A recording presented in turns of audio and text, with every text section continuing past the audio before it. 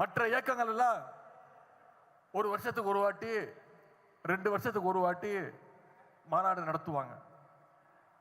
ஆனா திராவிட முன்னேற்ற கழகம் மட்டும்தான் சென்ற மாதம் திருவண்ணாமலையில் இளைஞரணி நிர்வாகிகள் சந்திப்பு, அதன் முன்பு பல்லடத்தில் மகளிர் அணி மாநாடு, இன்னைக்கு தஞ்சையில் மகளிர் அணி மாநாடு, மீண்டும் விருதுநகர்ல இளைஞரணி சந்திப்பு, அதன் பிறகு திருச்சியில மண்டல மாநாடுன்னு இப்படி மாசத்துக்கு ஒரு மாநாடு சந்திப்பு நடத்தி நம்முடைய இயக்கத்துடைய கொள்கைகளை, அரசினுடைய சாதனைகளை, தலைவருடைய சாதனைகளை தொடர்ந்து பேசிட்டு இருக்கிற ஒரே இயக்கம் நம்முடைய திராவிட முன்னேற்ற கழகம்.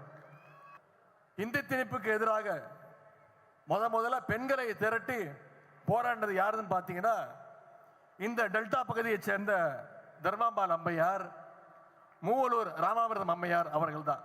அதை கொடுத்த பகுதி இந்த தஞ்சை பகுதி.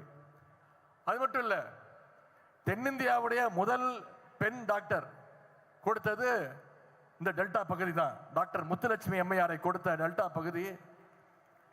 அப்படிப்பட்ட இந்த பகுதி தான் நம்முடைய முத்தமிழர் கலைஞர் அவர்களையும் கொடுத்தது. இந்தியாவிலேயே முதன்முறையாக பெண்களுக்கு குடும்ப சொத்துல சம உரிமை கொடுத்தது டாக்டர் கலைஞர்.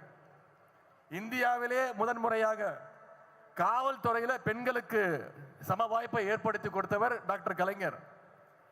இந்தியாவிலே முதன்முறையாக மகளிர் சுய உதவிக்குழுக்களை ஆரம்பிச்சு வச்சது டாக்டர் கலைஞர். இப்படி சொல்லிக்கிட்டே போலாம். இன்னைக்கு கலைஞர் வழியில நம்முடைய கழக தலைவர் அவர்கள் பெண்களுக்கு பார்த்து பார்த்து நம்முடைய ஆட்சியை நடத்திட்டு வராங்க.